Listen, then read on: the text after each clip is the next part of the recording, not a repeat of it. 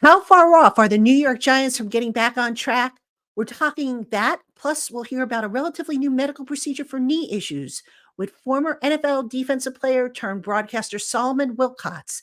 That's coming your way next on the Locked On Giants podcast. You are Locked On Giants, your daily New York Giants podcast. Part of the Locked On Podcast Network, your team every day.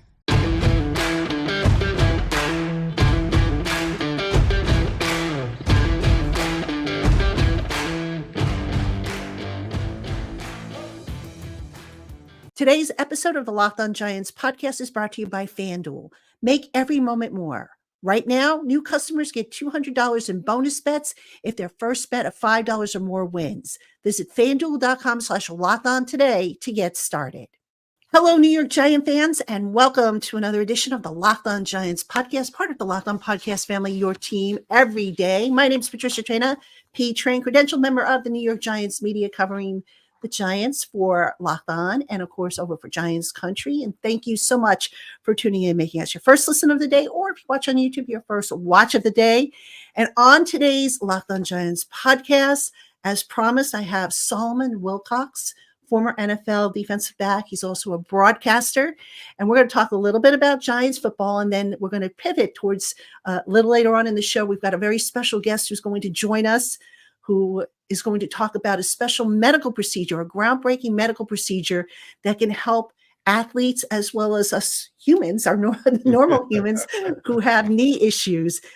So we're going to be joined by him a little later on the show. This is a really cool procedure that we're going to talk about later on. So hope you will stick around for that. And Solomon, thank you so much, as always, for joining me. It's always a pleasure to have you.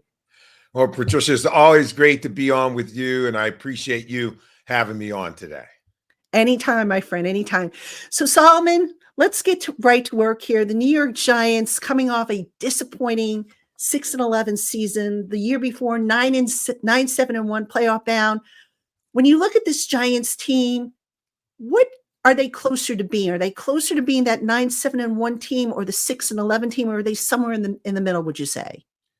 I would say somewhere in the middle, and close to maybe that 9-7-1 team. I think they have a really good coach in Brian Daboll. I'm totally on board with the way that he coaches, the way that he helps players to improve. I think we've seen repeatedly in both seasons, there are moments where he can get the performance out of players that is beyond what we would say, beyond expectation, right? What he did with, Tommy DeVito, for instance, and to be able, it's like players enjoy playing for him, and he's able to tap into whatever it is they may have deep down inside. As a coach, that's what their jobs are, is to pull that out of players. And you can see it from player to player, and from time to time, he has the ability to leverage that. And that's what coaching is really about. Now, if they go out and can get him some talent, I think you'll see his teams play at a very high level. Solomon, having been in an NFL locker room during your playing career, you have obviously experienced the highs and the lows with winning and losing. The Giants, with having had more losing this past year, there were some reports of friction, some reports of Daboll's temper being a problem and whatnot. Is that overblown in your opinion, or is that something that just needs to be watched? I think it's something that just has to be watched. For one, he's a good coach everywhere he's been, and he's been able to get the best out of players. You go back to, say, Josh Allen, a young player who developed, right, out of the University of Wyoming. We didn't know if he could play on the big stage, and he blossomed under Daboll. And more than that, after Daboll left, we saw this plateau, right, and maybe even some regression. And I think with Joe Brady coming back in, sort of taking the shackles off of Allen and saying, no, don't play careful. Everybody's talking about, you got to be careful. Don't get hurt. He's the quarterback. And then it was really about what Daboll did with him in the early days. Go out and be you. Go out and be you and play with the swagger. And there are certain coaches who know how to unlock that kind of freedom in players. I think Daboll's that kind of guy. Now, it comes with pressing the right buttons. You can hear this from players, Patricia, every now and then. You'll hear it. Oh, it's too much. Oh, no. It's like the best college professors you had when you were in school. During your formative years of growth, it is the ones who were the most demanding that got the most out of you. And while you may not have enjoyed it during the process, you sit here today having really thanking those professors or those teachers or those people who pushed you the hardest to make you what you are today. So yes, to me, if you're the front office for the Giants, I don't want to hear complaining. I don't want to hear anyone complaining about, oh, he's a little harsh or he's a little. No, it's his job to push, to poke, to prod, and to make you uncomfortable. I'm sorry. Because now, if you want that, then you should probably find somewhere else to play. But I can tell you, the best coaches, you typically are going to be uncomfortable. They're not here to make you comfortable. They're here to get the most out of you.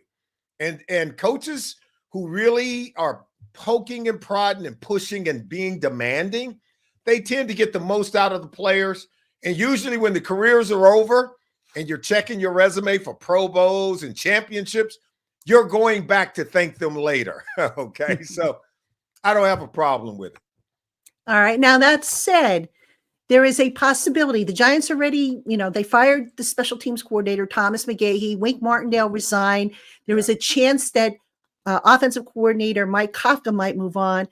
How dangerous is that for Daboll to start all over again with 3 new coordinators? Well, look, let's start with the defensive coordinator.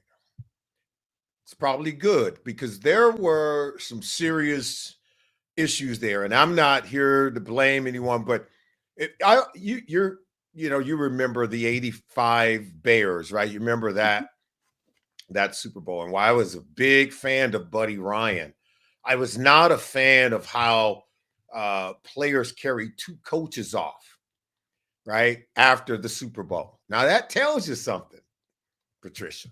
And look, I love the Ryan boys. We know Wink Martindale and the Ryan boys. They have a good relationship. They have this swagger about them. They have a way of getting players to play hard for them too. But he's the head coach. You're not. You're a coordinator. That's your boss. And there's no way you're going to divide the team with this us versus them mentality during practices, in the building. That kind of conversation cannot be tolerated. Look, I play defense in this league. I know what that looks like. I've been around where I've seen that happen. And it gets overzealous. And next thing you know, you got one guy hurting one of your own teammates. He's on offense, and you can't be going at it to the point where we have 2 teams wearing the same jersey. And when you get a coordinator in your building who does not understand that and begin to sort of drill in a way and lead to this competitive mindset where it's a us versus them, but you're in the same building, well, no, we can't have that. We can't have that. So I think there were some corrective measures, so I'm not concerned about having to start all over in that area. Okay. And at the end of the day, Brian Daboll is his own coordinator. So that's what kind of coach you got. You got a guy who he can overcome these kinds of setbacks because they're not real setbacks, to be honest with you. You can go get a defensive coordinator who's really good at what he does, but also he understands the unity of team. You can go get another offensive coordinator to help you assist because you're really your own offense coordinator, like a Kyle Shanahan is his own. A Sean McVay. How many coordinators have McVay lost, by the way? It's like every year they plug his guy to get a head coaching job or something. So depending on the system that you run where you're the head coach, but you're your own offensive coordinator, and this is not it's not a concern that rises to the level where you have to really worry about it. Hey, Giant fans, passion, drive, and patience. What brings home the winning trophy is also what keeps your ride or die alive.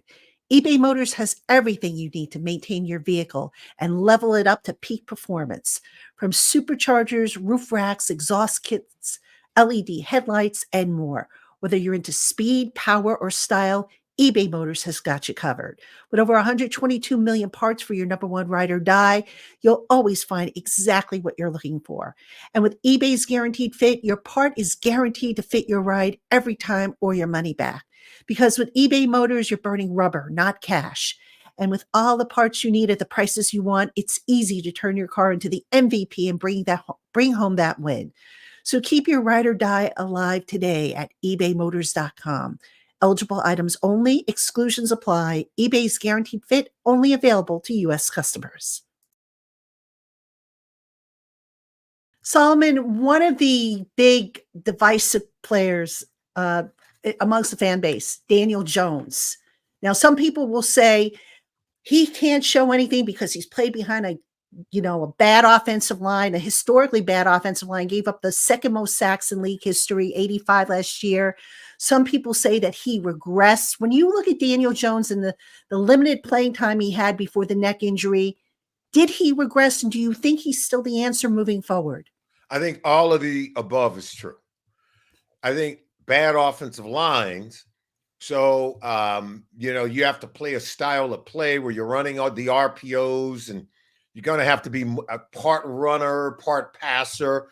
So maybe you regress on some throws, on progressionary reads, because you're not doing enough of that. And then when you get hurt, people don't understand when players play hurt, you're limited. And when you're limited, you're not as good as you would like to be because you're not participating in practices. There are some limitations in terms of what you can do during the week, and you're probably going to experience some regression. So to say that about Daniel Jones, I wouldn't say that in a very strong manner, but I don't think you can avoid that conversation either. And then, by the way, the other guys that came behind him end up getting hurt too because they're playing behind the same offensive line. So this was a tear down. You remember when Joe Shane first came over, and then obviously Daboll came over, very strapped when it came to salary cap. You're having to cut players like James Bradbury, who you would love to keep, but you need cap room. This was a team that was going to regress before it was ever going to go the other way. And you kind of now have lived through the 2 lean years of cap reduction and things of that nature. And now I think heading into 2024, you ought to see a more positive change. You ought to see a little more growth. I do think 2022 was an aberration from just the players, because you were still going to undergo some player retention problems. Some guys are going to be leaving. You're going to be bringing in new guys, even though you went 9-7-1 when it wasn't expected. So they're starting now to be able to start to build the team and have the resources, right, to build the team that they want. It's no doubt in my mind, I think they have the coach that they can do that with. With Jones, though, he's coming off an ACL. He's had 2 neck injuries in the last 3 years. Yeah. The Giants are sitting 6th in the draft order. Golden opportunity, if they want to get a franchise quarterback. Which direction do you think makes the best sense for them, given all those circumstances? Look, you can go get another quarterback, but last I checked, that quarterback is going to play behind a bad offensive line. And you're not, what are you going to keep one and keep them both? Probably, but you're not getting better in other areas. I do think there comes a time where you've got to start to build a team. And you can't be worried because the guy you have can play. Now, can he win when everything's right around him? Well, you can't even get right around him because you're still chasing quarterback, even though you already have a quarterback. And at some point, you got to start building a team. I think sometimes we become so enamored with, let's go get a quarterback. Let's go get a quarterback. We'll leverage everything to go get a quarterback. And if you were to talk to that specific quarterback, he said, well, who am I throwing to? Who's blocking for me? Oh, you mean I don't have a defense to play complimentary football with? Okay, that's where quarterbacks go to die. Trust me, because they cannot do it by themselves. So I think the Giants would be prudent to start to collect other assets on the roster, build a good roster. And then let's say, okay, we got a guy that we can get by with for now. So what? He's not a promised, second coming of the greatest thing ever. Let's just stick with what we got. Remember, we have a coach that gets the best out of players, right? And let's build a roster. How about that? That's it. Because last I checked, it's the best teams that win Super Bowls. Oh, by the way, and the quarterback can look even better when he's on a really good team that has a good offensive line, good running game, good receivers around him, good tight end, good defense, good takeaways, put them on the short field, playing complementary style of ball. I think they would be very wise to start team building at this point. You're listening to the Locked On Giants podcast with Patricia Traina, special guest Solomon Wilcots. And coming up in a little bit, we're going to talk about a new surgical procedure, relatively new. It's been around for about 7-8 years, that helps patients with knee issues. And we're actually going to have a patient joining us who had this procedure. It's called Macy. And we're going to talk about that a little later on in the podcast. But Solomon, I've got to ask you about Saquon Barkley, because next to Daniel Jones, that's another guy who seems to have split the fan base as to what they should do. Should they franchise tag him? Should they tag and trade him? Should they let him walk? What should they do about him? Can Saquon Barkley be a part of this team? Or do you think he's just, at this point, do you move on and say, look, we need the draft assets. Let's just move on. We can't build around a running back, and let's go in a different direction. Yeah, I think it's hard to build around a running back. I think it's hard to say, you're our guy. Let's wait till we get the rest of the team. And to be honest with you, I think Saquon is probably need to have a deeper conversation with himself and with people who have a greater understanding of, look, remember when Christian McCaffrey was playing with the Carolina Panthers? What if he would have dug in and say, this is the team I want to be on. I don't want to be with anyone. He'd be marooned on that team right now. Instead, no, he's getting ready to play in a Super Bowl. And they made a trade during the 2022 season. We knew that his career was getting ready to go. And by the way, he's impacted that team. That's what happens when you take a transcendent talent like a Saquon Barkley and let's get him on him out, because the alternative is what you see with Derrick Henry. Great player stuck on a bad roster on a team going nowhere. And by the time the Giants become what ultimately you hope they would become, they'll be ready to put Saquon out to pasture. You and I both know it. And so the adult conversation in the room is like, hey, we're not ready to take advantage of your talents. Is in a way that's going to allow us to win games on a week-to-week basis. As much as we would love to keep you, Saquon, we're probably better off playing elsewhere. Now, get together with your people. Tell us what teams you want to play for, where you'd like to be. And we believe you have earned the right to be on a winning team. Right now, we can't offer you that. Now, that's a cool thing to do. But guess what? That's what the Panthers did for Christian McCaffrey. That's what I've seen teams do it with. That's what J.J. Watt and the Houston Texans, when he wanted out, he's like, okay, we'll see where you want to be. I want to go to Arizona. Okay. Because Arizona, you thought was going this way with Kyler Murray at the time and DeAndre Hopkins. They end up flatlining a little bit that year. The point is, players who are well respected within the organizations, who have laid it on the line for the city, the team, and the town, those conversations I think are appropriate. And to be honest with you, and then you want to get some draft assets, right? Because the team has to win. They got to get something out of it. I do think there's a scenario where there's a win, and we've seen that. It doesn't have to be one person win, one person loses, the team loses while the player wins. No, we're talking about something that's mutually beneficial for the team and the player. Solomon, one more football question before we transition over to the discussion about Macy. I want to ask you about Kayvon Thibodeaux. Yeah. He was another guy who kind of was like a lightning rod in the beginning of the year. There was questions about, is he ever going to live up to his potential? He went and he logged 11 and a half sacks, but people argue that he wasn't consistent. When you look at him, what does he need to do to take his game to that next level where he can become more consistent? He's good speed. He can turn the corner. He can get around the edges. If you use him in games where he comes back underneath and he's playing off someone, then he can really do those deals. Winning just consistently one-on-one battles, particularly on an up and under move, that's where he can get a little bit better. He's a really good player, by the way.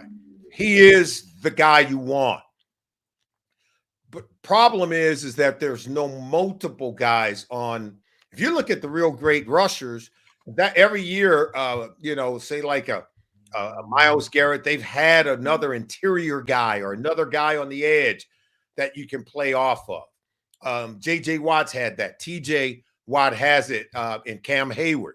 Another prominent guy on the inside or on that line that you really need to have, because other than that, they can slide the line toward Kayvon. And he's not a real big guy. He's a speed, edge, talented guy. But when you can double team or slide the line towards him, you can neutralize him. Maybe he'll get you 10 sacks, but, still, it's about total pressures and being able to generate pressure on a consistent basis. So there are some things that he can do better. There's also some things the team could do better to help generating an overall pass rush, right?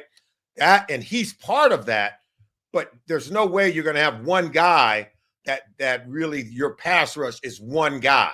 You just can't have it. You're going to need other components. You need blitzers. You need to be able to leverage other players to help have a consistent pass rush throughout a 17-game season. It can't just be built around one guy. All right, Giant fans, coming up, we're going to talk with Solomon Wilcots and a special guest. His name is Chris. He's a gentleman who had Macy surgery. So we're going to have that for you in just a moment. Don't go anywhere. Hey, Giant fans, happy Super Bowl to all who celebrate from FanDuel, America's #1 sportsbook. If you're like me, Super Bowl Sunday is all about scoring the best seat on the couch, grabbing your favorite football snacks, and placing some super bets. And speaking of which, FanDuel has so many ways for you to end the season with a W, or 2, or 3. Not only can you bet on who will win Super Bowl 58, but FanDuel also has bets for who scores a touchdown, total point scores, and so much more. New customers, join today and you'll get $200 in bonus bets if your first bet of $5 or more wins. Head on over to FanDuel.com/lockedon to sign up. That's FanDuel.com/lockedon. Make every moment more with FanDuel, an official sportsbook partner of the NFL. All right, everybody, welcome back to the Locked On Giants podcast. I'm your host, Patricia Traina. And now, as promised, we're going to talk about a new surgical procedure for patients who have knee issues. It's called MACI, M-A-C-I, and there'll be information linked in the show notes if you want to find out more about it. And Solomon, I'd like to start with you. As a former player, you probably had some knee issues over the course of your career and whatnot. Why did you decide to, involve yourself with this procedure, and what can you tell us about it initially? Well, Patricia, really roughly about 12 million people annually find themselves going into a doctor office complaining of some kind of knee pain or knee issue. Most of the time, about half the time, you're dealing with some kind of cartilage issue. So what if I told you that there's this new innovative treatment by a company by the name of Vericel, and the name of this new innovative treatment is called MACI, where they can take your existing healthy tissue, your healthy cartilage, put it on a collagen membrane, and they can grow it and then go back in and relay it. It adheres to the healthy tissue and to the bone, and it keeps you from deteriorating to that state where you're, rubbing bone on bone. And now you can regain your vitality. You can regain a lot of the things that you're used and accustomed to doing. And that's why I brought a good friend with me, Chris, who's a patient ambassador for MACI. And Chris, why don't you tell everyone about your situation, about the MACI procedure and how it's impacted your life? Certainly. Yeah, as you described, it's basically like filling a pothole in the knee. Yeah. And I had some really big potholes. So by the time I was 25, I was taking daily anti-inflammatory medication. I was in the military at the time, and I was hiding a knee brace under my uniform because I didn't want people to see how broken down I had become. And I thought it was just something everybody dealt with and that I was having trouble handling it. It wasn't for a number of years until I finally went in and got myself checked out because I was having trouble going down the stairs. I couldn't do all the activities that I like to do. I couldn't play in a pickup basketball game. I couldn't even squat anymore. Running became a challenge, and then jogging became a challenge, and then just simply walking around was painful every day. And so I finally got it checked out, and I discovered that I had some pretty severe cartilage damage. I decided I need to do something about it. In my late 20s, by then, I decided I'm not going to give up on all these activities that bring me so much joy, right? And further to that, I wanted to continue serving my country, and that was a problem. I left the military, and I was in school and considering where I was going to go in life, and all of a sudden, my options were becoming more and more limited.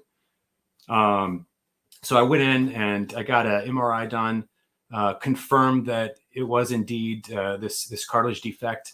Looked at options with a surgeon, and at the time there weren't many. I could get a cadaver tissue put in there, or I could get a full knee replacement.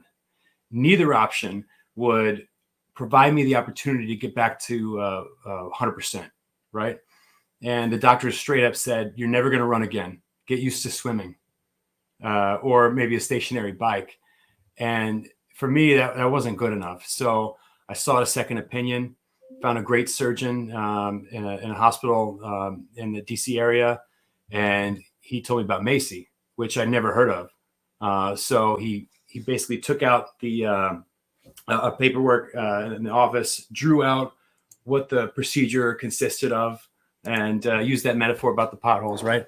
And he said, this could get you to 100%. He couldn't make any promises. Everybody's different. Everybody's experience is going to be different. But that was enough for me to make the decision to proceed. And it took about 1 year after the first surgery. I did both of my knees, by the way, 8 weeks apart, which was not easy. I'll be honest with you. That recovery period was pretty intense. But at the end of 1 year, my goal was to be able to complete the PT test for the military and be able to go serve again. And at the 1 year mark, I did it and I passed, not with flying colors. Okay. I was like probably 80th percentile at that time. But I did it and I reached a full recovery. Right now. So I did it when I was 28 years old. I'm 36 now. And I'm feeling great. And actually, I just finally went back into the military. So I'm serving again and I'm fully capable, and it changed my life. Well, Chris, we certainly appreciate your service. Let me just say that. Let me ask you this, if I could. A lot of things, when people have surgery, the big question is how long is my rehab going to be? Especially, if you're talking about an athlete who just, they want to get out back on the field yesterday, as I'm sure Solomon could attest to. I know everybody is different. It depends maybe on your age, your physical condition, but what can you tell us about the rehab process? Are there certain milestones that you aim for? And how long, did the doctors tell you, best case scenario versus worst case scenario? That's a great question. And as a patient ambassador, I do field calls with people considering the procedure quite often. And that's something that a lot of people ask, like, what are some of these milestones you hit? And for me, the mental game was really important. Of course, you can make sure you got your nutrition taken care of and you're keeping up with the rehab, but it's important to stay focused and disciplined. And for me, every little step was huge. For example, being able to conduct to complete a straight leg lift. I lost so much muscle in the immediate aftermath that I couldn't do that. And it was like relearning that motion, which seems so simple. And then when I was able to lift my leg up, it felt like magic. I was like, wow, I can do this now. And then it was being able to stay up on both feet for 5 minutes at a time, 10 minutes, an hour, then a full day. And then I'm walking around the block, being able to get in my car and drive around. That was huge. I think the biggest step was about 6 weeks in, or 6 weeks out rather. I was able to get on the stationary bike and do a full rotation. That was a huge step for me. And I don't even enjoy the stationary bike, but what really set everything in motion from there was being able to add that resistance to the bike. And then I could feel my muscles coming back and regaining that strength. And then it was exponential. The recovery period after that, it was just from there. I was cranking it up to level 10, and then I was able to start jogging again a little bit, not pushing it too hard. And then, like I said, at the year mark, finally I was able to run full send. And then I was doing box jumps and snowboarding and skydiving and whatever I wanted to do, and unlimited. Chris, obviously everybody is different. You know, some people don't trust the newer medical procedures. Some people want the old fashioned whatnot. But for somebody who might be in a similar condition as you were with regards to the knee, what would you tell them in regards to making a decision whether to pursue Macy or, you know, go in a different direction? What factors did you consider when you were, considering your treatment? Well, I think that ties into the second part of your question, which I don't think I actually addressed, was like the expected timeline. And obviously they're going to tell us, for example, it was prepare for about 8 weeks of no weight bearing. That's a big commitment on its own. I'm going to go do this procedure, and then I'm going to prepare to be basically down for the count for 8 whole weeks where I'm immobile, and I might need care. I might need friends and family to help me out with things. My timeline was a little faster, and that might have been a product of my youth and my prehab. I went into it in the best shape that I could, but everybody's results going to be different, obviously.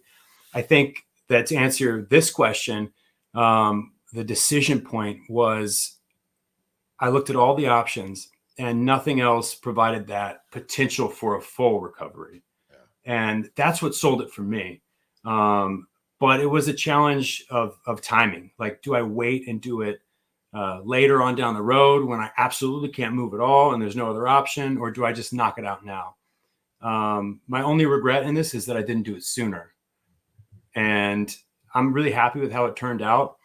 That decision ultimately was because I was considering going into a certain other employment where they required a high degree of physical activity.